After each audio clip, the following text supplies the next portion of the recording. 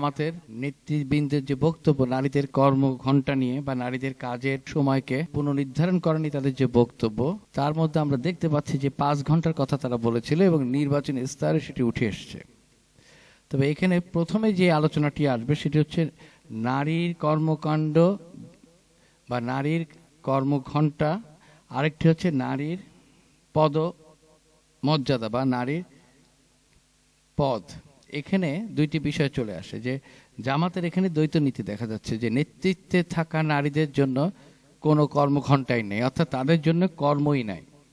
যেমন prime minister, তারা prime মিনিস্টারের কথা বলে অথবা দলের সর্বোচ্চ নেত্রীর কথা বলে যে দলের সর্বোচ্চ নেত্রীর জন্য তাদের কোনো সুযোগই নাই, কারণ তারা মায়ের জাত, তারা সন্তান লালন পালন করবে এবং আল্লাহ খোদা ঈশ্বর তাদেরকে এই কাজের জন্য পৃথিবীতে পাঠিয়েছে।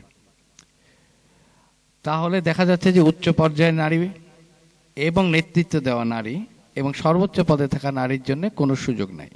তাহলে সুযোগটা আছে শুধু নিম্ন পর্যায়ের নারীদের। এটাই কি বৈষম্যের একটা বড় কথা না? এবার আসা যাক যে নিম্ন পর্যায়ের নারীদের কর্মঘণ্টা নিয়ে জামাত যেটা বলছে সেটাও কিন্তু স্পষ্ট না। জামাত আসলে কি মাতৃত্বকালীন সময়ে নারীদের কর্মঘণ্টার কথা বলছে নাকি আজীবন কালের জন্য নারীদের কর্মঘণ্টা ঠিক করছে? এখনো পর্যন্ত সেটা আমি পরিষ্কারভাবে ধরতে পারিনি। যদি এটা মাতৃত্বকালীন সময়ের জন্যই হয়ে থাকে তাহলে এটা নিয়ে এত বৃহত্তর একটা পর্যায়ে নিয়ে যাওয়ার দরকার কি, বা এটা একটা বড় ইস্যু কেন তৈরি করতে হবে? এটা তো একটা পলিসি হওয়ার কথা। বর্তমানে বাংলাদেশের পলিসি আছে 6 মাসকালীন সময় মেয়েরা লিভ উইদাউট পেতে ছুটি নিতে পারে, সরকারি বা আধা সরকারি বা স্বায়ত্তশাসিত মাল্টিন্যাশনাল কোম্পানিগুলোতে 6 মাসের ছুটি দেওয়া হয়, নিম্ন পর্যায়ে সেটা দেওয়া হয় না। এটি ঠিক করতে হবে। এরপর আমরা জামাতের যদি এটা পুরো নারীদের কর্মঘণ্টাটাই 5 ঘন্টা হয় তাহলে এটা একটা হাস্যকর বক্তব্য। এবং এটা শুধু নারীদেরকে আবার ঘরের মধ্যে পাঠিয়ে দেওয়া হবে না, পুরো সমাজটাকে আবার নতুন করে আরেকটা অবক্ষয়ের দিকে নিয়ে যাওয়া হবে। কারণ বর্তমান সমাজ নারী পুরুষের একটা সংমিশ্রণে কাজ করছে, বা নারী পুরুষের একটা সমান ভূমিকা বা কাছাকাছি ভূমিকা আছে এই সমাজে। সেখানে হুট করে নারীদের কর্মঘণ্টা 5 ঘন্টা করে দিলে এটা শুধুমাত্র নারীদের ক্ষেত্রে সীমাবদ্ধ থাকবে না, এটি পুরো সমাজ, রাষ্ট্র এবং অর্থনীতিকে প্রভাবিত করবে এবং সেটা বাস্তবে একটা প্র্যাগম্যাটিক পদক্ষেপ না, ফিজিবল না, ইটস নট ফিজিবল।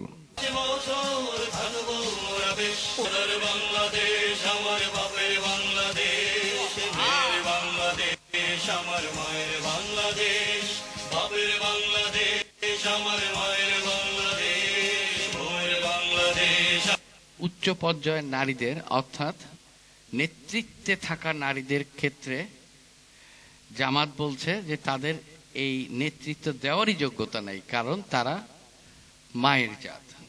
তার নারীদের শুধুমাত্র মা হিসাবে সম্মান করে। তারা কি তাহলে তাদেরকে স্ত্রী হিসাবে, বোন হিসাবে, একজন কিশোরী নারী হিসাবে, একজন যুবতী নারী হিসাবে অথবা একজন মানুষ হিসাবে মূল্যায়ন করেই না? জামাতের যত ধরনের বক্তব্য আছে নারীদের মর্যাদা দান করার জন্য, সবকিছুর মধ্যে একটা শব্দই পাওয়া যাচ্ছে, সেটা হচ্ছে মাদারহুড এবং সন্তান লালন এবং গৃহে নারীর অবস্থান। তাহলে শুরুতে জামাত বলেছিল যে তারা ক্ষমতায় আসলে নারীর কর্মঘণ্টাই 5 ঘন্টা হয়ে যাবে, এবং নির্বাচনী ইস্তেহারে সেটি ঠিকভাবে ওইভাবে উল্লেখ করেনি। কিন্তু নির্বাচনী ইস্তেহারে আবার জামাত নেতার যে বক্তব্য সেটি একই আছে, তবে নির্বাচনী ইস্তেহারে মাতৃত্বকালীন সময়টাকে আবার ঢোকানো হয়েছে। তার মানে এটা আরো বেশি কনফিউশন তৈরি করছে। এটা অস্পষ্ট একটি বক্তব্য হিসেবে সামনে আসছে। কর্মঘণ্টা কমালে সন্তানের প্রতি যথাযথ দায়িত্ব পালন। সন্তানকে বুকের দুধ দিচ্ছেন, তার বুকটাকে সন্তানের জন্য বিছানা বানাচ্ছেন, এই সন্তানকে লালন পোষণ করছেন, আবার তিনি ক্ষেত্র বিশেষে একজন পেশাজীবী হিসেবে দায়িত্ব পালন করছেন। আমারও 8 ঘন্টা, তারও 8 ঘন্টা, এটা কি তার উপর অবিচার নয়? আমরা যদি 8 ঘন্টার জায়গায় তাদের জন্য 5 ঘন্টা করি, তাহলে মারা এতই সিনসিয়ার, এতই কমিটেড, তারা চিন্তা করবে যে সরকার, যে দেশ আমাদেরকে সম্মান দিয়েছে, আমাদের উচিত 8 ঘন্টার কাজ 5। বাংলাদেশে মাতৃত্বকালীন ছুটি বা ম্যাটারনিটি লিভ সরকারি কিংবা আধা সরকারি স্বায়ত্তশাসিত প্রতিষ্ঠানে 6 মাস দেওয়া হয় উইথ স্যালারি। 18 কোটি মানুষের মধ্যে নারীদেরকে নিয়ে জামাতের যে পরিকল্পনা, এখানে সামগ্রিকভাবে এই নারীদের মতামতটা এবং সেই নারীদের মতামতটা দেওয়ার মতো অবস্থানও নারীরা আছে কিনা এটাও তো দেখতে হবে। আর জামাত যেভাবে জিনিসটাকে উপস্থাপন করছে বাস্তবতা তার সাথে সম্পূর্ণ ভিন্ন। এবং তার চেয়েও বড় কথা, মাতৃত্বকালীন রেসপন্সিবিলিটি, মাতৃত্বকালীন দায়িত্ব পুরোটাই নারীদের উপর চাপিয়ে দেওয়া হয়েছে। আমরা যদি ইসলামিক কান্ট্রিগুলোর দিকে দেখি, সেই জায়গায় একই পদ্ধতি বিদ্যমান, অর্থাৎ মাতৃত্বের সকল দায় দায়িত্ব নারী, পুরুষ বা বাবাদের কোনো ভূমিকা নাই, আইনগতভাবে তো নাই, বাস্তবেও নাই। শিশুকে যদি আমরা আজকে ভালোভাবে পরিচর্যা করি, এই শিশু বড় হয়ে তখন আমাকে পরিচর্যা করবে। আমরা শিল্পকে এই কারণেই নিউবর্ন বেবির মতো আমরা নার্চার করব, যে তারাই আগামীতে ইনশাল্লাহ এই দেশটাকে সুন্দরভাবে। শিশুকে পরিচর্যার কথা বলে জামাত মাদেরকে ঘরের মধ্যে এই কর্মকাণ্ডে আসলে নিযুক্ত করতে চায়। তাহলে যে বাবারা সন্তানটা জন্ম দিল, এই সন্তান তো বাবাদেরও শিশু, তাদের ভূমিকাটা কি?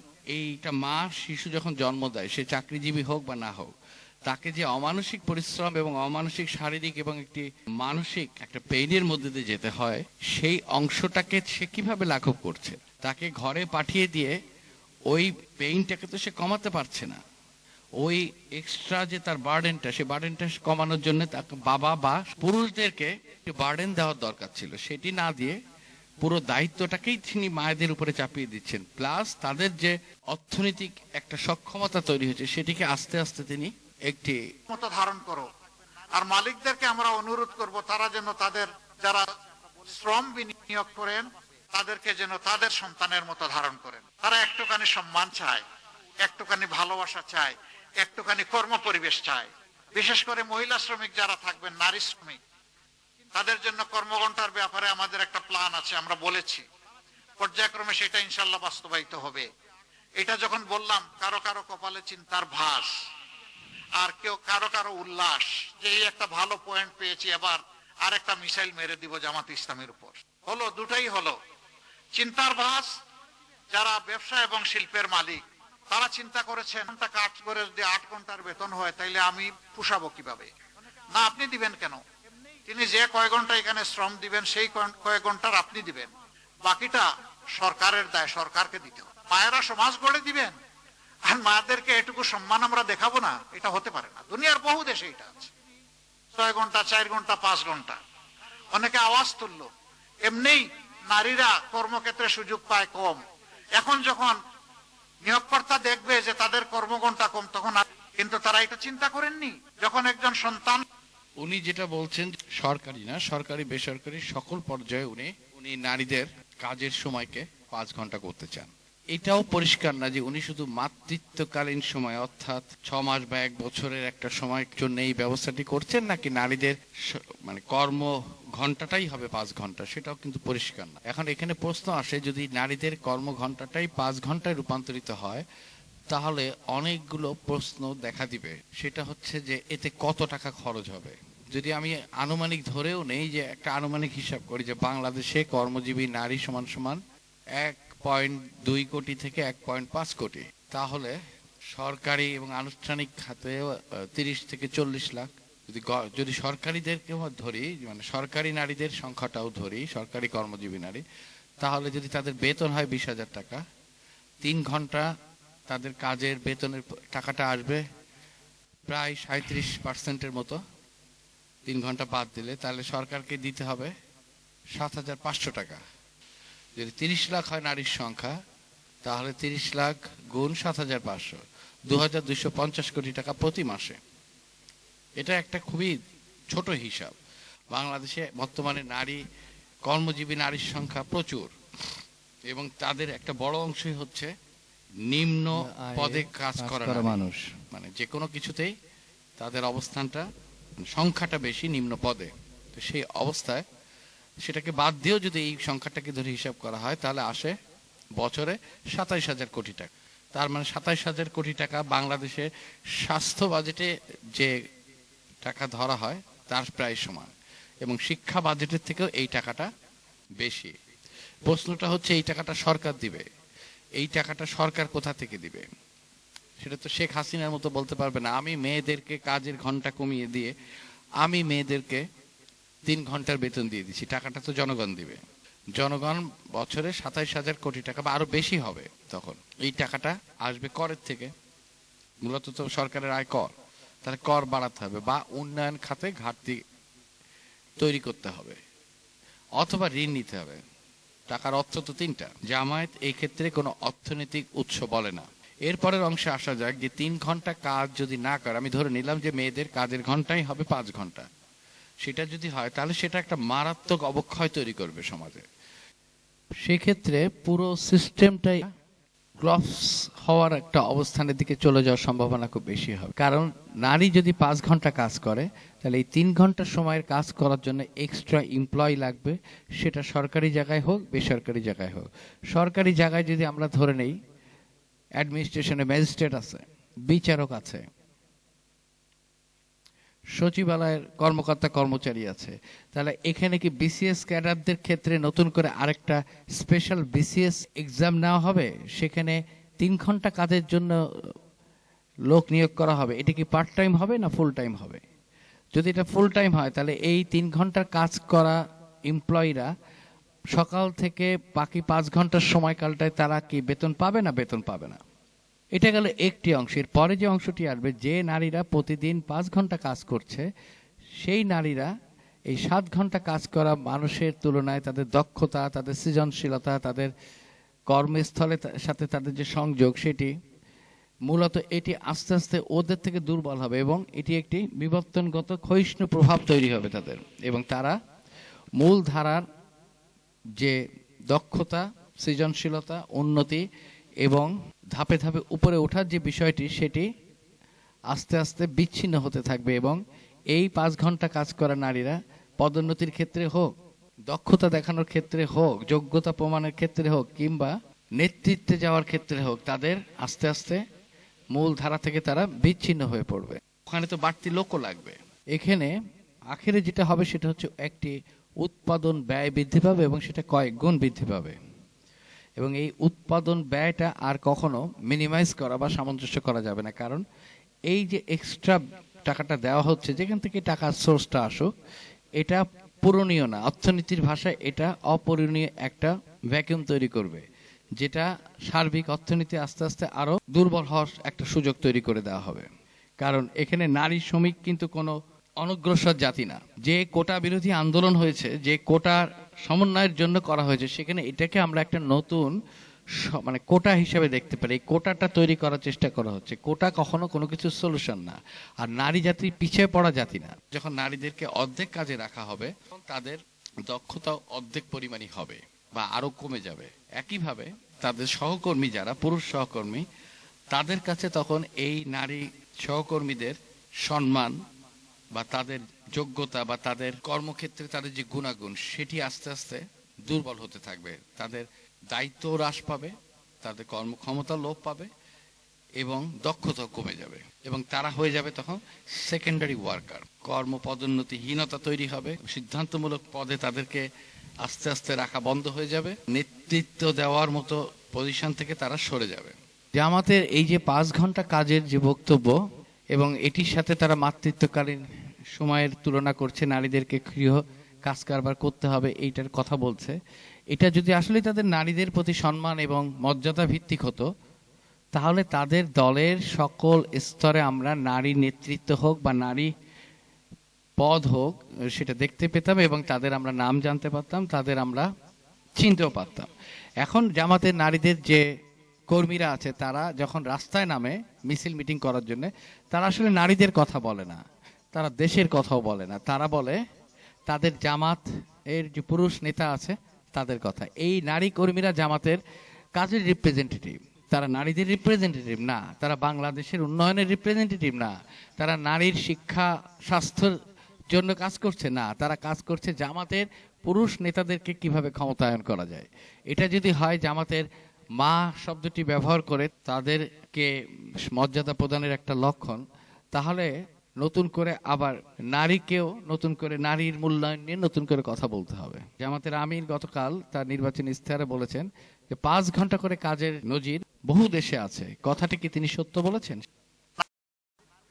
তাদের জন্য কর্মঘণ্টার ব্যাপারে আমাদের একটা প্ল্যান আছে, আমরা বলেছি পর্যায়ক্রমে সেটা ইনশাল্লাহ বাস্তবায়িত হবে।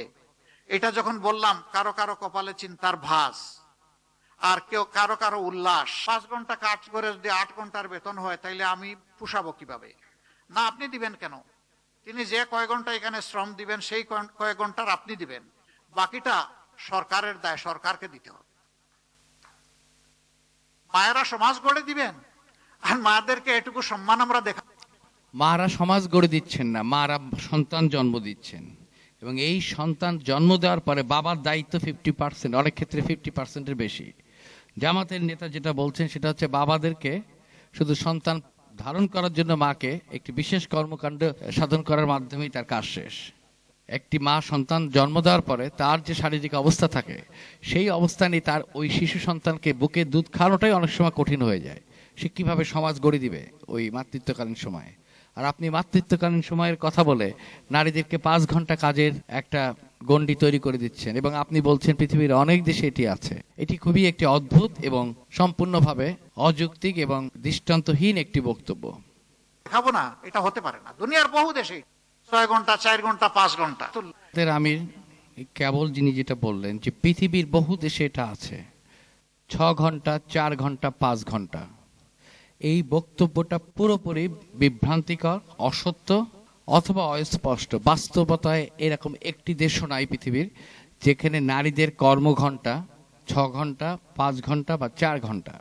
যেটি আছে সেটি উন্নত বিশ্বে বা ইউরোপিয়ান কিছু কান্ট্রিতে, যেমন নরওয়ের যে ম্যাটারনিটি লিভ, এখানেই হচ্ছে এই নরওয়ের লিভটি আমরা দেখলে বুঝতে পারবো যে ইসলামিক ঘরানার ইসলামিক মেন্টালিটি নিয়ে তারা মাদের সম্মান করতে যে কি করছে, আর নরওয়ে তাদেরকে কিভাবে দিচ্ছে। নরওয়ে মায়েদের লিভে 49 সপ্তাহ দেওয়া হয়েছে, 49 উইকস।